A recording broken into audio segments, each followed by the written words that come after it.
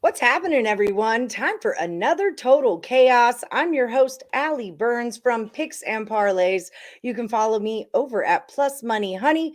We're doing a little NHL Total Chaos for your Wednesday. Only 3 games on the card today or on Wednesday. So we're going to go over all three, and I'm going to ask these two expert handicappers, are they going over or under the total? Terry Edelman, man, you were on a heater. Then you lost one, and then you won one, and you're right back on your heater. 6-1-1 is your total chaos record. 67-64 and 3 game per game. How you feeling about being back and taking on Scott? This is kind of a rematch for you guys, actually. Yeah, we faced off like 4 weeks ago or four total chaoses ago, I think, and we tied. And then even our tiebreakers tied. So it Yes. was just a tied show. And then I asked you, I wanted the rematch. And then I lost to Chip, and I told Higgs, I said, Higgs, you better get ready because it's going to happen. And luckily, I put my money where my mouth was, and it was a win. So I'm glad to come back, and I'm happy to talk hockey. Yes, I know. You've been waiting on an NHL chaos. I felt bad because I did one with the insiders room last week, and I was like, Vern's going to be so ticked. But Scott Reichel, if there's one total chaos crown that you wear, it is the king of ties. You tie everybody. You tie your tiebreakers. All right, 65, 69, and 2. You're coming off a win against Higgs also. Both of you beat Higgs last week. So, Reichel, how's it feel to be back and faced your old nemesis? It feels good to go back to the old format because we gave out player props last chaos, and I'm still not sure what happened there, but I ended up beating Higgs with that one, so a nice win. Looking forward to it. I don't know if I can call it a rival when I faced him one time and we tied, but we'll see what happens the second time. Well, to Terry, you're his rival because he didn't have any ties before you came along. So he's got some unfinished business right now, okay? Don't talk crap about the player prop chaos. It was the Super Bowl, okay? You got a bazillion views out of that. And what am I supposed to do? First quarter, second quarter, third quarter, fourth Coin quarter? toss. National anthem. Did you do the color of the Gatorade? I don't think anybody got no purple. total on Purple that. never stood a chance. Nobody would have guessed purple, but under on the anthem. So there you go. I don't think it's fair that they can change the color of Gatorade not based on the jerseys of the team. I mean, that's the whole thing. Historically, it's actually never been, or it's rarely the same color as the jerseys. Historically, really, speaking. I always thought that was the way you did it. It's obviously not something I bet on, but I did a podcast on some fun props, and somebody did the research, and they discovered that it's actually not that common to have the same color for the jerseys as the Gatorade. Well, there you go. There you have it. It's not one of the props that I bet on, but I typically tell people, like, whoever you think's going to win, pick that color, because that's what I always thought. So we all learned something today, people. We all learned something. Thank you, Scott Reichel. Okay, so again, how this party works, I'm going to ask them about the total on 3 hockey games that happen on Wednesday. They say if they go over or under, whoever gets the most correct comes back as the champ. Terry Edelman, you're going to start us off. You've got the better record. We're going the Jets at the Islanders, and it's a 5.5. Will it go over or under that number? Oof, one of the toughest games, and we're going to start off with this one. So Winnipeg, 7 of their last 9, they've gone under. Hellebuck is off a amazing 50 save performance. He stopped 50 of 51 shots against the high-powered New York Rangers. Great performance by him. If you look at the Islanders, most of the time you're going to think, Islanders 5.5, Winnipeg going under. This is a great under spot. However, the Islanders have gone over in 5 of their last 6. They're playing more over hockey, which is kind of surprising. And when you look at when these teams have faced each other, 7 of the last 10 meetings have gone over 5.5 in New York. I think we get a higher scoring game, and I think it goes over 5.5 here. All right, Reichel, agree or disagree? So we're going to disagree. It is always tricky with 5.5, though, because you have to worry about empty netters, etc. But I'm going to go with the under because both teams defensively have been very good this season. Winnipeg's allowing 2.6 goals per game, which is the 3rd fewest in the league. Islanders are allowing 2.77 goals per game, which ranks 9th. Now, I'm not sure if Varlamov's going to be in net or Sorokin, but Hellebuck and Sorokin are 2 of the best goalies in the league, which definitely helps out. And even though the Islanders have been an over team lately, I have to point out that Barzal is out indefinitely. Now, he did not play last game.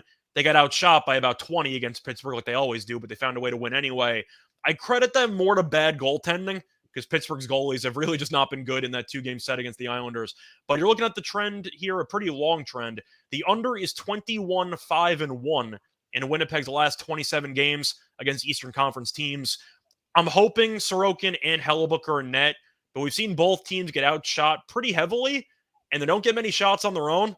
I'm kind of curious what's going to happen when they go head-to-head, but I'll go with an under with Hellebuyck and Sorokin because if one of those goalies struggles, you still might cash the under. So I'm going to go with the under. Give me some type of 3-1 defensive game. All right. Keep us rolling. Blackhawks at the Stars. This number is a 6. So the next 2 games we're going to talk about are very difficult because one team's great to the under and the other team's very good to the over, and you got to pick something in between. I'm going to lean under in this one. Dallas's offense has really fallen off a cliff for the last week or two, as Dallas has scored less than 3 goals in each of its last 4 games. Plus, Dallas defensively has been very good. Stars are allowing just 2.54 goals per game, which is the second fewest in the league. Ottinger's incredible. He's a hell of a goalie. We saw it in the playoffs last year against Calgary. But the under is also 10-1 in Dallas's last 11 home games. But it's mostly based on the fact that Dallas defensively, very good. Offensively, in a bit of a slump. Give me the under. And I think you'll probably see potentially a 3-1 game, 3-2 game. It's never easy with Chicago, but I'll lean to the under. All right. What do you got here, Terry? Yeah, I've been backing the over with Chicago. Both games against Toronto, I had the over. Very heavy previous history between those teams to the over. The Patrick Kane trade showcase game? Yes. Yeah, and Kane definitely went off for sure. Now, obviously, they're playing tonight. Chicago is in Vegas, so in Dallas here tomorrow. Chicago's been going over 4 of their last 6. They've gone over 6.5. But Dallas under 5.5 in 11 straight games. I was very torn. Looking at previous history, 9 of the last 10 meetings between the teams have gone over 5.5. But I think, honestly, this finishes with 6 goals. I think this is a push. I also didn't mention that Taze is out indefinitely. I know, but then you lose too, right? Wasn't that the deal? Yeah, whatever. But no, that was just a Lenny rule. That was just a Lenny rule. I think it's going to be a push. I think we're both going to tie in this one, so I really don't think it matters. But if I have to choose, I'm going to go with under, just because Dallas is an under machine right now, and if they can stop Chicago from scoring, it'll stay under. There's also a back-to-back, as you said before, so fatigue's an issue for Chicago. And I didn't even mention Taze is out indefinitely, and Taze is still their second-best player. So, and if Kane does get traded, or if he does have another good game, teams are resting players that are potentially trade players, are getting rested all across the league now. Right. We just watched this in the NBA. Like, we just went through this, everyone who's an NBA bettor. So you should already know what's going on. This is how this works. If you guys know, I don't know a ton about hockey, but I do know that Dallas is an under team. It's like one of those things that just gets reiterated. They switch coaches and they're still an under team. So there you go. Yeah. Play your game, man. Play your game, Dallas. All right. Okay, Terry, last one for the round. Calgary Flames at the Coyotes. The number is 6. What do you got here? Calgary is playing in this game, so I'm taking over. Calgary has been an over machine the last few games. 6 of their last 8 games have gone over 6.5. Arizona 3-2-1 to a total 6, so they're trending a little bit more towards the over. When these teams have faced each other, 3 over, 3 under, 2 pushes. This could be another situation where we get a push here, but I like the over. It's Calgary, and you would think with the goaltenders that they have, they'd be an under team. With the defensive style coach they have, that they'd be an under team. But for some reason, Calgary just isn't playing all that well. And Arizona, down 5-1, doesn't matter. They score 4, tied up 5-5 against LA. This team doesn't have any quit. They haven't lost in regulation in almost a month. Another free play I'm going to give out here as a bonus, the draw. Arizona's gone to overtime in 5 of their last 6 games. Honestly, I could see this being a draw. If that happens, it's most likely 3-3. So I'm going to go with the over 6. All right. So I like it. Coyotes draw. Write that down, everybody. All right. What do you got, Scott? I'm going to go with the over as well. Calgary's allowed at least 4 goals in 3 of their last 4. Coyotes have scored at least 3 goals in 6 of their last 7. So offensively, Arizona has been better lately. And Calgary, despite, being a mediocre team, they do get a bunch of shots on net. Calgary's averaging 35.4 shots on goal per game, which is the second most in the league. And the over's 5-2-1 in the last 8 meetings in Arizona. But I could really see it cashing several ways. Either Calgary's defense continues to struggle, or offensively, they get so many shots on net that they just end up scoring for themselves. Give me the over. You also have the overtime draw. I think you might see a pretty high-scoring game here, so I'm going to go with the over. All right, that's how we're doing this round. Terry Edelman, if people are looking for more of you, where do they find you? Tell them your gig.